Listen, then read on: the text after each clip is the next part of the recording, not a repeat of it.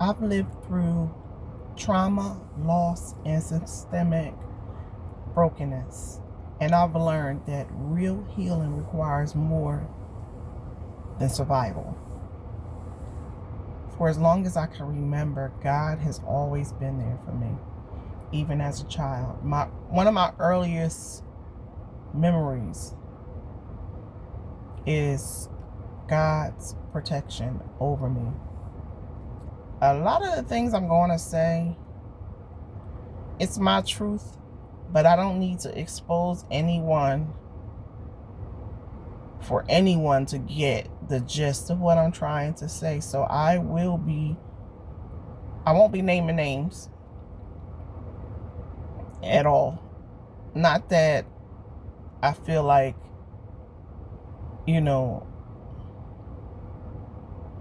I can't, or that it would be a problem, because some people aren't even alive. That's not the point. The point of all of this is for you to realize that there is always a reason for everything that you go through. Everything that I went through in my past, from childhood on up, and it has been a lot. I mean, so much so that when I went and paid a therapist for one problem, one issue, they make you go all the way back. And she was like, how are you still here? And it's by the grace of God. I know that. And that's why I believe it's been a press for me to tell my story. To give him glory, because it's a lot. It really is.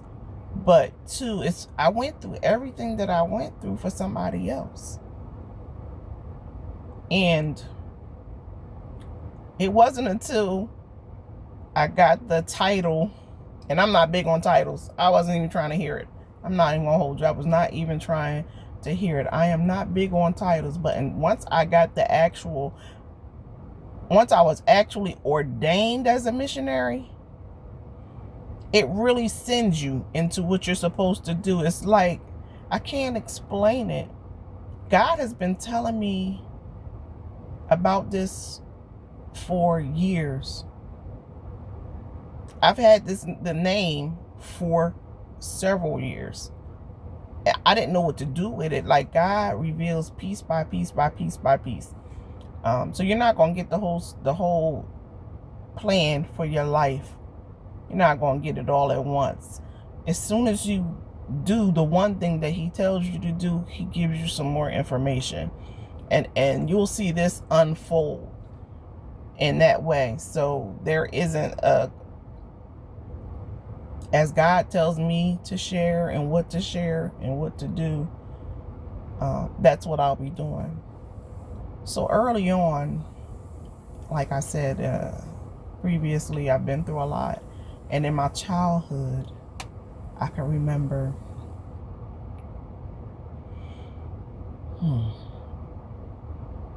this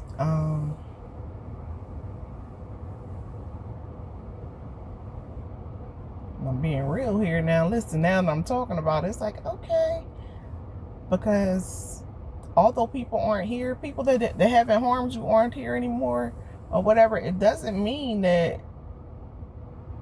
you still don't feel like some type of way. I've forgiven that person. And I was a child, like a real child. When I say a child, I think I was like, I don't want to give an age, because then that'll give too much information. But I was very young. And they used to give me change to allow them to touch my breast. And I'm very young. And I'm like, that don't hurt. I mean, it's not like there was no penetration. It was like no, or like contact physical, other than like a touch. And I didn't know what I'm a child. I don't know that it's wrong. per se. But what I did learn that if somebody touched my breast, I'm supposed to get some money.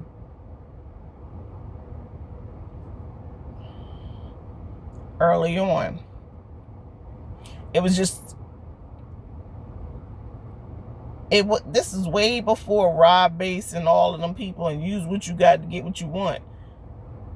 The sheer act of someone touching my breast and then giving me money afterwards, and I'm able to go to the store and get something that I want. I don't know, snack, something, anything. I don't know what I got. But like, go get it. It wasn't nothing of big value. I was a child. But the fact that someone, every time that person touched my breast, I got money to go to the store. It taught me, it was teaching me something. It wasn't the right thing to teach me, but I learned. It was a learned behavior right then and there, early on. This person taught me that if I allow someone to touch me, or in order to touch me, you got to give me money. And it also taught me that when I get money, I can go to the store. And then so all three of those things together, it was like, you touch me, you gotta give me money, and I'm going to the store. And as I grew up, the store became the mall. Or it became whatever it became. But in my mind, that's what cultivated at that young age. So you're teaching, we're learning, even if nobody's really trying to teach us a lesson, we're learning. And although that person did not penetrate me, did not, like their mouth never touched me or anything, it was learned. And then not only that, the more somebody play with an area, it grows. So in 4th grade, I was wearing a bra. Like, I was wearing a bra in elementary school. Like, not a training bra, a bra. And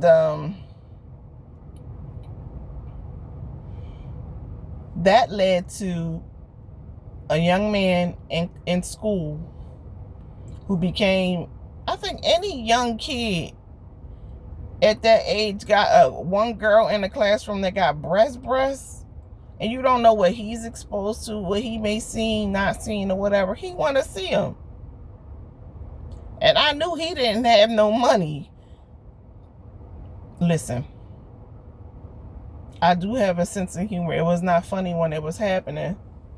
But I knew he couldn't see my breast. Because in my mind, you can't give me no money. So you only need to be trying to see these breasts. He chased me down and ripped my shirt off to see my breasts. And this was in elementary school. And I believe he may have had some issues with him. I don't know. And again, hopefully my classmates, if anybody remembers this in elementary, please don't say the gentleman's name, because that's not the point of this story. The point of this story is, early on, I experienced traumatic things that shaped who I later became. And so we need to protect. Some things you can't even protect from. So, okay, you weren't able to protect me at school, per se, but if my mother or father were prayers, they could have prayed a blood hedge of protection around me before I went to school. That's why it's important to cover your children and your grandchildren before they leave the house. Because you're not going to always be there, but God will.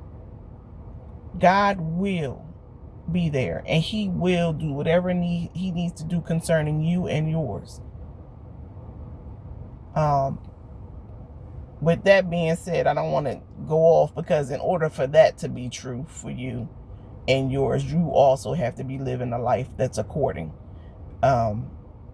so that he can honor your prayers. And shortly, I'll just say no unforgiveness. First of all, you got to be a child of God, meaning you got to be saved. You got to believe Jesus Christ, your personal Savior. You got to believe that he died, he rose on the third day, and that he's sitting on the right-hand side of the Father, interceding for you daily. You got to believe that first. That's the first thing. The second thing is you can't have no unforgiveness, because God makes sure it's mandated that we forgive so that we can be forgiven. So you can't have any unforgiveness. And third, you have to be repenting daily. So, you have to be in right standing with him yourself for your prayers to even get answered. But that's a later date. I like to give background because I don't want to sit here and seem like I'm selling people dreams. There are you will have responsibilities. There are some things that you have to do to get the benefits that I'm talking about. But early on, a lot of my trauma, a lot of things could have been avoided. Not everything. I went through a whole lot. Some of that stuff could have been avoided if someone covered me. You know what I mean? Not everything, but some of those things could have been avoided if someone had covered me. So, God gave me protection in sense that didn't become my lifestyle. I could have became a female that only dealt with you if you had some money to give me, or use my body to get what I want all the time. Now, there has been times in my life, I'm not going to sit here, where if I needed something and I strategically knew that, okay, if I do X, Y, and Z, I can get something from somebody. You don't want to do nothing for free, in my mind before Christ. That's before Christ, but I'm just saying, those exchanges still happen, whether it was like immediately you give me money and then I give you whatever, or whatever. An exchange still took place. But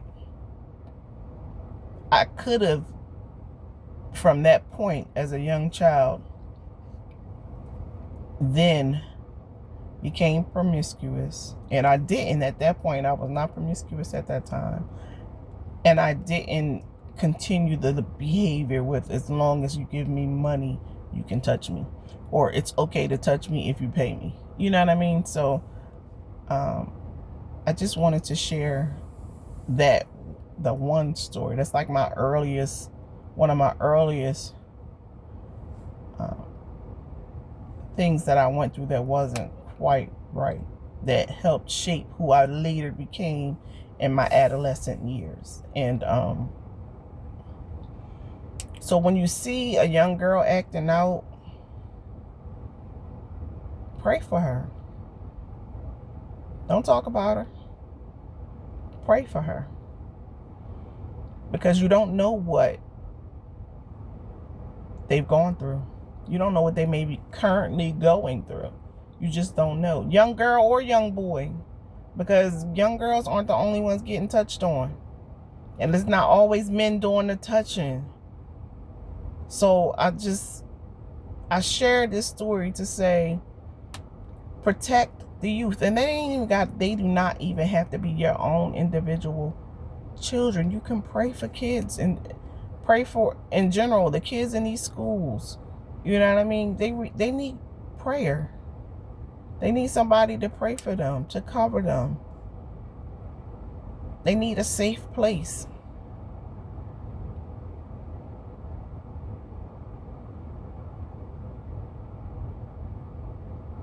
So I just wanted to say, get on here this morning. And yesterday, I can honestly say, like, the response to my video was like, wow, people really support. You know what I mean? Like the love and the support I got from friends and family about me stepping out doing this is awesome. But if no one supported me, I would still be doing it because God has told me that I have to do it. And that's why I do it. That's why I will be doing it. That's why I will continue to do it, because somebody is going to be helped by my story. Somebody will be helped. So I thank you for listening to me this morning. My name is Missionary Rochelle, and I am qualified by God.